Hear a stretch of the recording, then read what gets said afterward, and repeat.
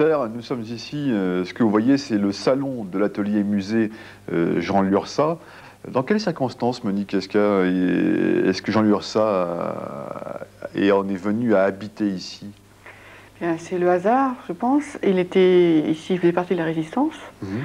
Et au cours d'une mission, il est passé sous ses tours et il a dit « je le veux, je veux ça ». Il était comme ça, quoi, une espèce de moment de passion. Oui, vraiment, c'est un coup de foudre absolu.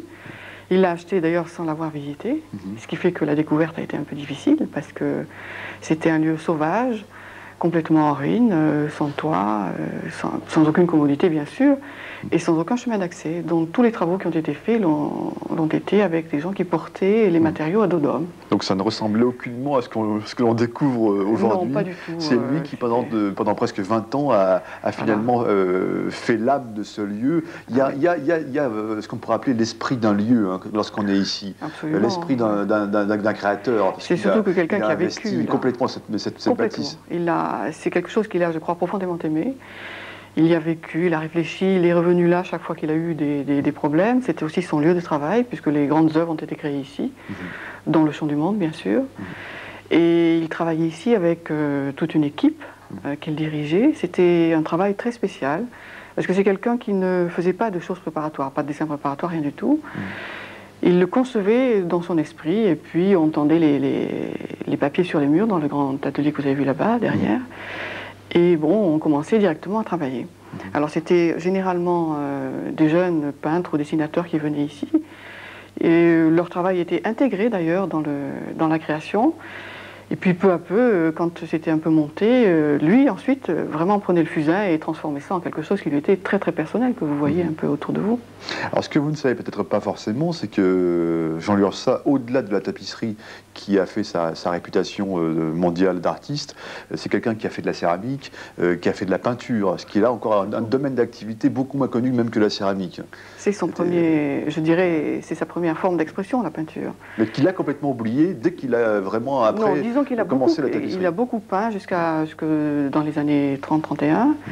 Et ensuite, c'est resté présent dans sa vie, parce qu'il a toujours peint, toujours fait des gouaches que l'on voit. Mais cette période-là, c'était vraiment la peinture. Et il a été connu, il a exposé auprès des plus grands, avec Braque, Picasso. Je dirais, c'était vraiment quelqu'un qui comptait dans le monde de l'art à ce moment-là pour sa peinture. Et c'est vrai que cela nous a intéressés ici de montrer dans ce lieu qu'il a tellement habité les différents aspects et dont les moins connus de lui, c'est-à-dire sa peinture, ses dessins. Vous parliez de Braque, de Picasso. Quel genre d'homme était Jean Lurçat? C'est quelqu'un qui se liait facilement, qui avait des amitiés avec d'autres artistes? Je pense que c'était quelqu'un qui était très haut en couleur, en tous les cas, qui avait une forte personnalité. Qui, je pense, était, oui, très ouvert. Enfin, c'était quelqu'un qui a beaucoup vécu dans le monde, dans le côté mondain aussi de l'art.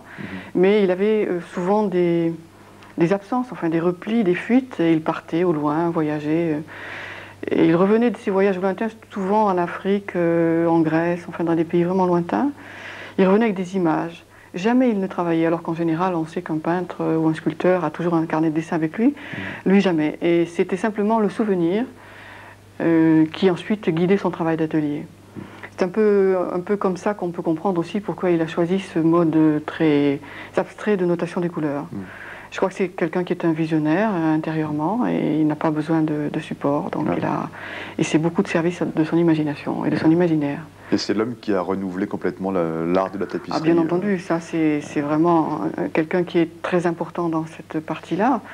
Il a fait des grandes rencontres aussi qui lui ont permis d'ouvrir ce chemin. Je crois que c'est quelqu'un qui était très occupé par la décoration, par tout ce qui était architectural.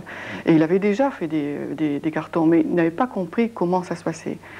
Alors, bon, il a rencontré Tabar, qui était un des grands fabricants de tapisserie à Aubusson, et ils ont travaillé ensemble, et il a repris l'ancien métier, c'est-à-dire après beaucoup d'échecs, il a compris qu'il fallait retourner vers la simplicité, vers une gamme chromatique très très maîtrisée, et puis surtout l'utilisation des couleurs végétales, avec une gamme donc très très brève. Et pour, je crois, vraiment comprendre sa vie telle que vous nous la racontiez et son œuvre, l'idéal c'est de venir ici, c'est de venir dans l'endroit où Jean Lurçat je crois que oui, parce que c'est quelque chose... a vécu pendant plus de 20 ans à peu près. Oui, et il y avait vraiment vécu, et quand on se promène dans cette maison, je crois qu'on peut ne pas être ne pas ignorer cette personnalité qui court les murs, en fait. Alors ce pays du Lot, Monique Esca, vous le savez très bien, puisque c'est votre métier, votre passion, il y a énormément de musées, très différents l'un de l'autre. On va quitter celui-ci pour faire, je ne sais pas, une trentaine de kilomètres, peut-être on va aller à Souillac, découvrir un musée exceptionnel en France, c'est le musée de l'automate. Regardez.